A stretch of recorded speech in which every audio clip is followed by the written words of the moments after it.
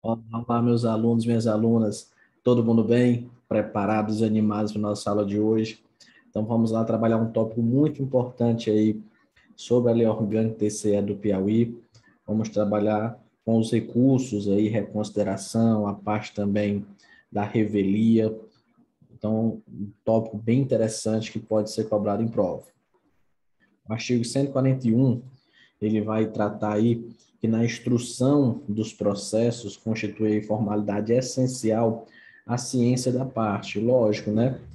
Se eu estou entrando com um processo contra uma pessoa, uma das partes, uma das formalidades, né, essenciais é a ciência, ela saber que ela está sendo processada. O regimento interno é que vai dispor sobre a citação, o prazo para apresentação de defesa e diversas outras situações.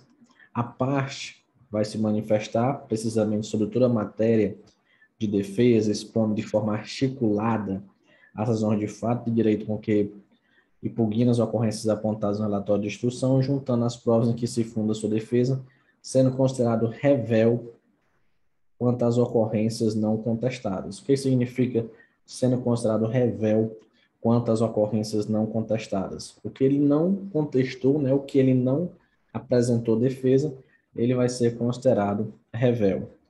Da mesma forma, fala aqui, ó, será considerado revel para todos os efeitos, dando-se prosseguimento normal ao processo, a parte que não apresentar defesa no prazo estabelecido no regimento interno.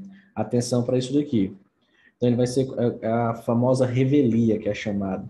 Ele vai ser considerado revel se ele não apresentar defesa no prazo estabelecido. Então, foi dado o prazo para ele apresentar defesa. Ele não apresentou, não trouxe esse prazo aí, ele vai ser considerado revel. Mas olha um detalhe, dando-se prosseguimento normal ao processo. Então, ele não apareceu, tudo bem, mas o processo vai ter o seu segmento normal.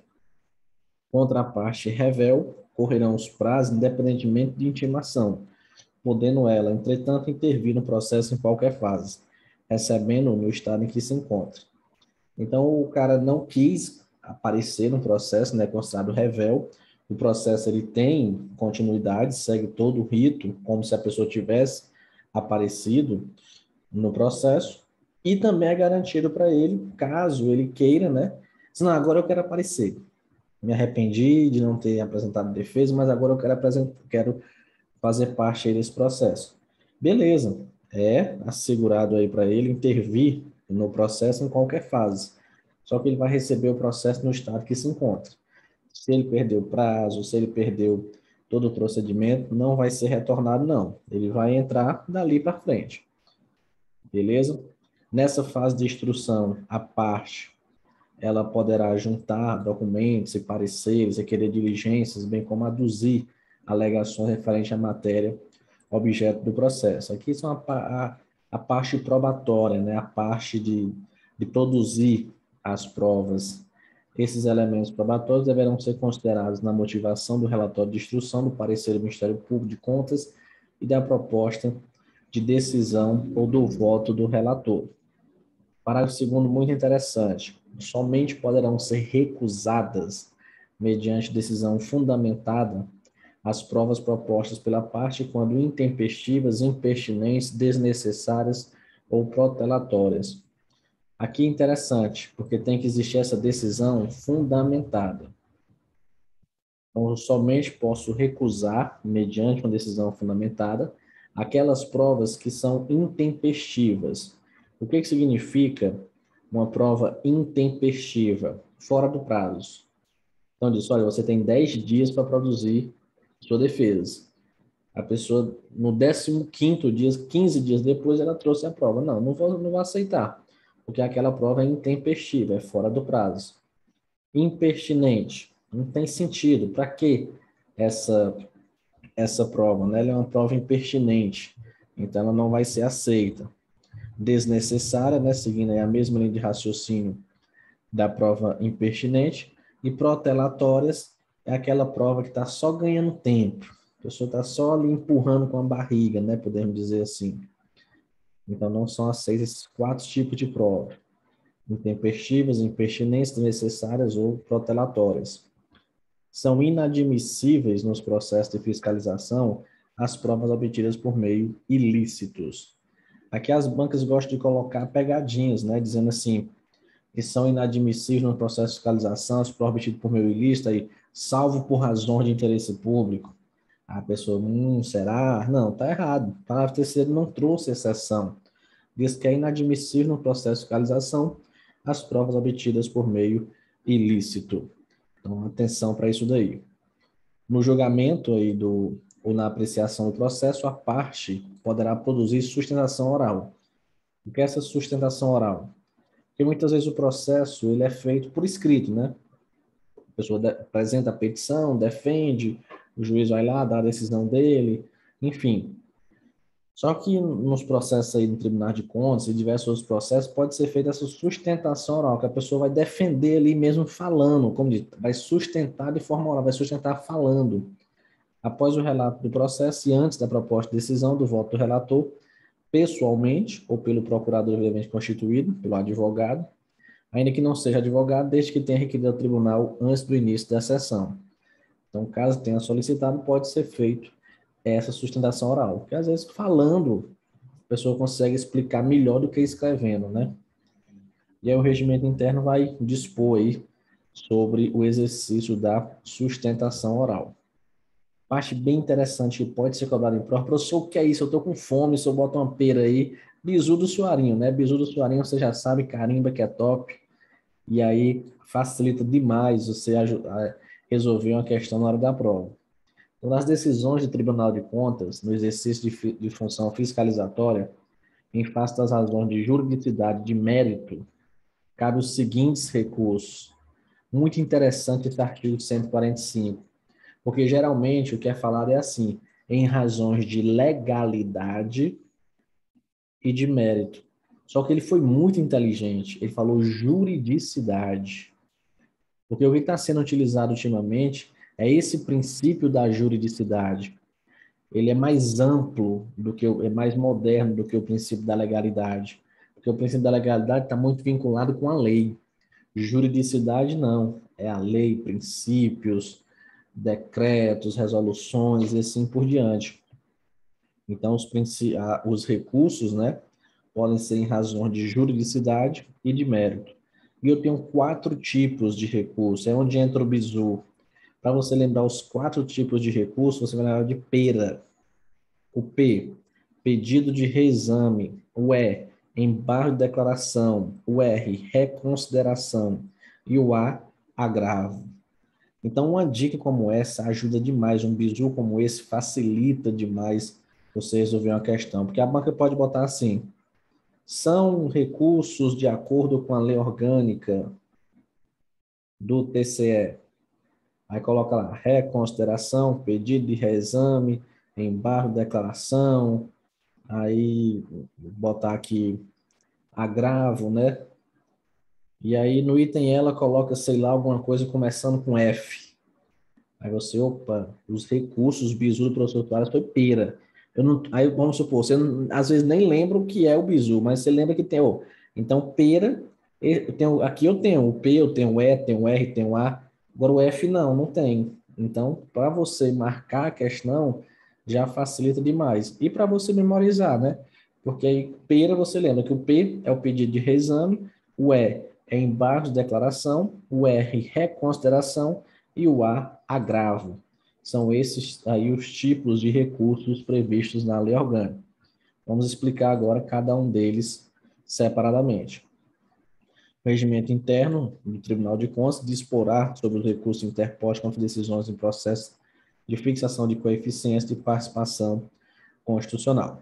Beleza. Esses recursos poderão ser interpostos pela parte julgada ou pelo terceiro interessado e ainda pelo Ministério Público de Contas. Então, são 3 situações. A parte julgada pode entrar com recurso, o terceiro interessado, aquela pessoa que não é parte do processo, mas tem interesse, né, naquela decisão, ela pode entrar com recurso, assim como o Ministério Público de Contas. O terceiro que vai entrar com esse processo, ele tem que demonstrar o nexo de interdependência entre o seu interesse de intervir e a decisão proferida pelo Tribunal de Contas. Porque muitas vezes ele pode, eu estou entrando aqui com recurso. Sim, mas você é interessado, você vai ter que provar, né, esse nexo aí de interdependência entre o interesse dele de intervir e a decisão proferida pelo Tribunal de Contas. Esse 147 é muito interessante. Exceto nos embargos de declaração, é obrigatória a audiência do Ministério Público em todos os recursos, ainda que o recorrente tenha sido ele próprio. Então, eu tenho 4 tipos de recurso, né? Reconsideração, pedido de reexame, embargo de declaração e agravo. O artigo 147 vai dizer, exceto nos embargos de declaração, é obrigatória a audiência do Ministério Público em todos os recursos. Então, eu tenho audiência do Ministério Público na reconsideração, eu tenho audiência do Ministério Público no pedido de reexame, no agravo, eu só não tenho nos embargos de declaração. Nos recursos interpostos pelo Ministério Público de Contas, é necessária a instalação do contraditório mediante concessão de oportunidade para oferecimento de contras-razões recursais, quando se trata de recurso, tende a agravar a situação do responsável. Então, o Ministério, porque geralmente, qual o fundamento do recurso? O fundamento do recurso é quando a pessoa perde, ela entra com recurso. Então, a parte perdeu, né, o processo, ela vai entrar com recurso. O fundamento, em regra, é esse daí. Só que o Ministério Público também pode entrar com recurso. Só que o Ministério Público, geralmente, ele quer piorar a situação, né? Ele não concordou, não, tá muito bonzinho, vou entrar com recurso para piorar isso daí. E aí, quando o Ministério Público entra com esse recurso, na intenção aí de agravar, como bem no finalzinho ele fala aí, ó, trata de recurso, a gente agravar a situação do responsável, eu tenho que garantir o contraditório, tenho que garantir as contras-razões.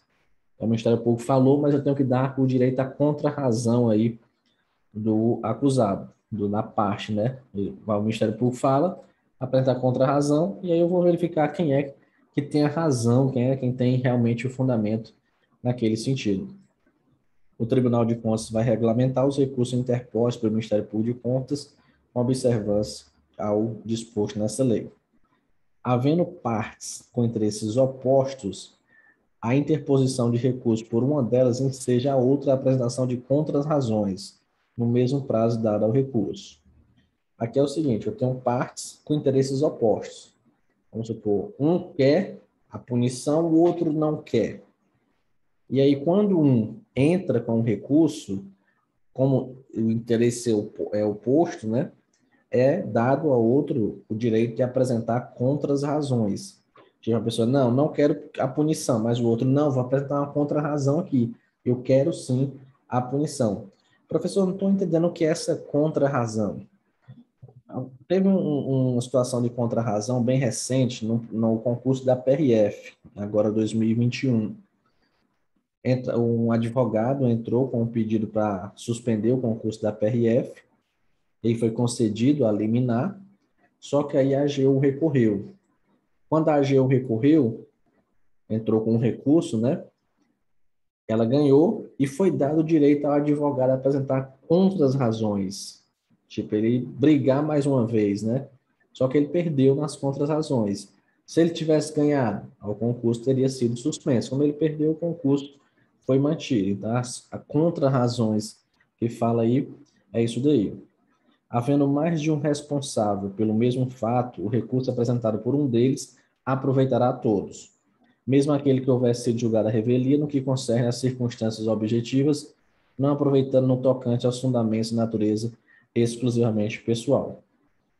Então, se for interesses opostos, né, um entrou com recurso, o outro pode entrar com contras-razões. Agora, se for mais de um responsável pelo mesmo fato, o recurso apresentado por um já pode ser aproveitado a todos, né? Não precisa cada um entrar com recurso, não, só aquele recurso ali já está valendo para todos eles. Não vou aproveitar no tocante a fundamentos aí de natureza exclusivamente pessoal. Então, aquilo exclusivamente pessoal, não aproveito, mas o restante será sim aproveitado. Questão bem interessante, não se conhecerá de recurso interposto fora do prazo, lógico, é o recurso intempestivo, né, fora do prazo, não vai ser aceito. Agora vamos conhecer cada um da pera, né, cada um desses recursos. A reconsideração é contra a decisão em processo de prestação, tomada de contas, com efeito suspensivo. Eita!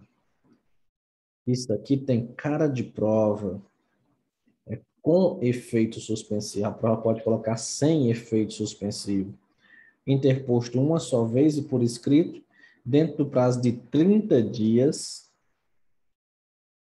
contados a partir da publicação da decisão na imprensa oficial.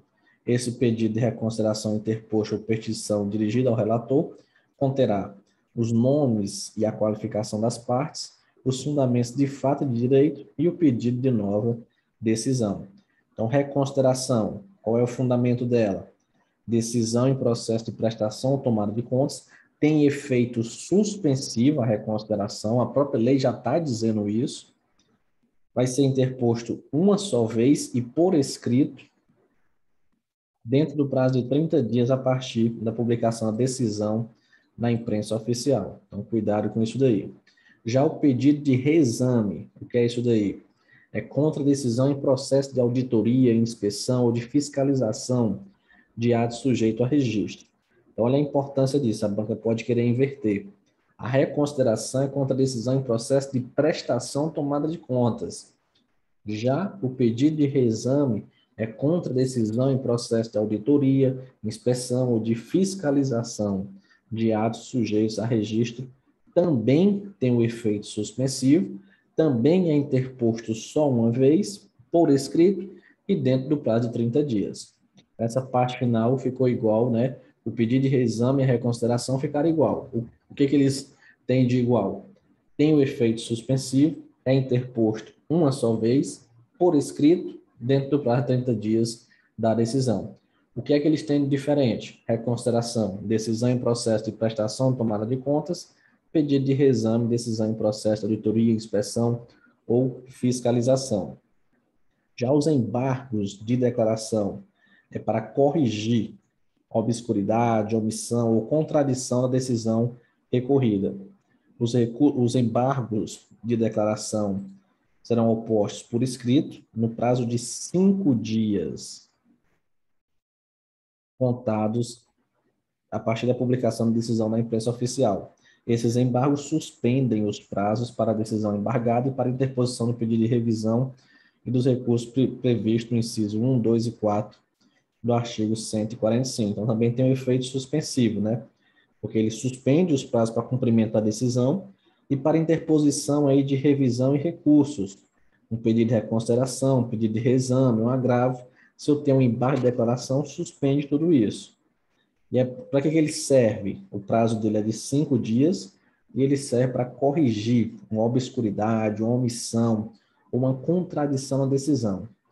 Então, visualizou ali que aquela decisão está muito obscura, assim, está muito duvidosa.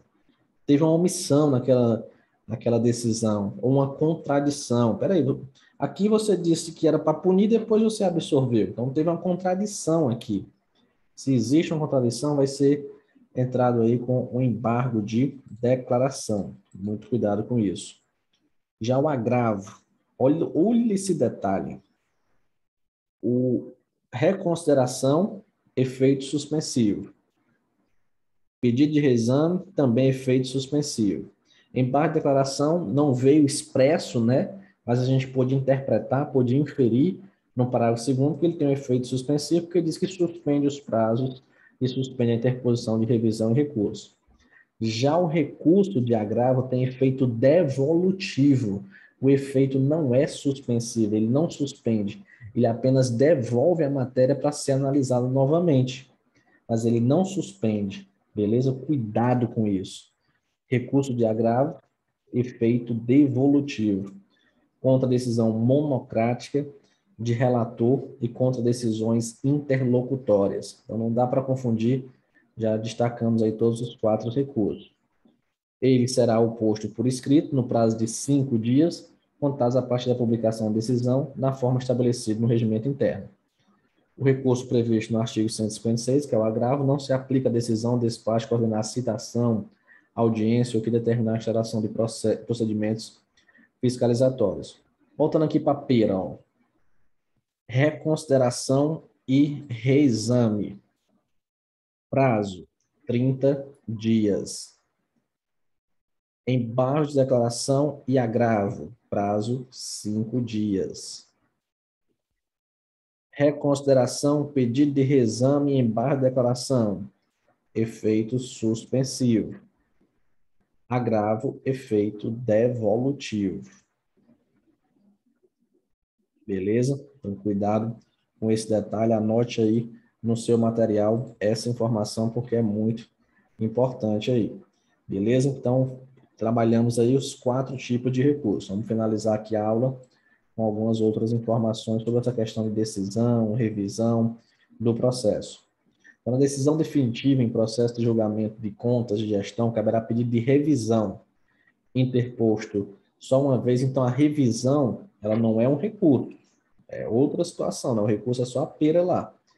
Interposto só uma vez e por escrito, pelo responsável, seus sucessores ou pelo Ministério Público de Contas, no prazo máximo de 2 anos, contado do trânsito em julgado. E fundado em quê? Quais são aí os fundamentos dessa revisão?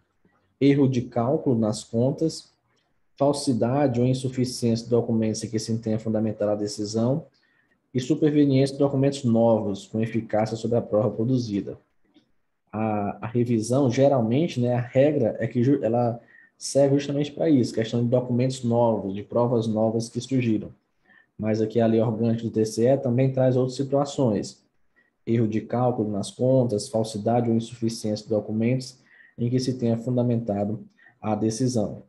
A interposição da revisão não impede o cumprimento da decisão recidenda, nem os seus efeitos, ressalvada a concessão em casos imprescindíveis e sob pressupostos legais de medidas de natureza cautelar ou antecipatória de tutela em despacho devidamente fundamentado. Então, a regra é que a revisão, entrei com pedido de revisão, isso não impede o cumprimento da decisão. A decisão foi essa, pronto. Entrei com pedido de revisão, mas continua, vai ser cumprida aquela decisão, salvo aí em casos aí imprescindíveis e sob pressupostos legais de medidas de natureza cautelar, antecipatória de tutela, em despacho devidamente fundamentado. Beleza. O provimento, né, concedia a revisão e sejará a correção de todo e qualquer erro ou engano apurado. Realmente está errado aqui, apareceu um documento novo na revisão e eu vi que estava errado. Então, esse provimento da revisão vai ensejar a correção de todo e qualquer erro ou engano apurado. No pedido de revisão interposto pelo Ministério Público de Contas, tendente a agravar a situação do responsável, é necessária a instalação do contraditório, mediante concessão de oportunidade para oferecimento de contras-razões. Da mesma forma que foi falado do recurso, né? Quando o Ministério Público vai entrar com recurso para agravar, para piorar a situação do responsável, tem que ter contrarrazões. Da mesma forma que na revisão, se o Ministério Público entrou com pedido de revisão, que pode aí agravar, então tem que dar o prazo aí de defesa para apresentar contras-razões, beleza? Com isso a gente finaliza a aula de hoje, muito importante, essa questão aí de recursos, né? É muito forte de prova, a banca pode querer fazer uma pegadinha, trocar ali os nomes, os prazos, efeitos suspensivos, por isso que eu destaquei e expliquei bastante isso para vocês. É importante conhecer, entender, interpretar o texto da resolução, que é o que eu estou fazendo aqui com vocês. Não é só decorar, não, tem que entender. Isso que é o mais importante, beleza? Então, um forte abraço a todos e bons estudos.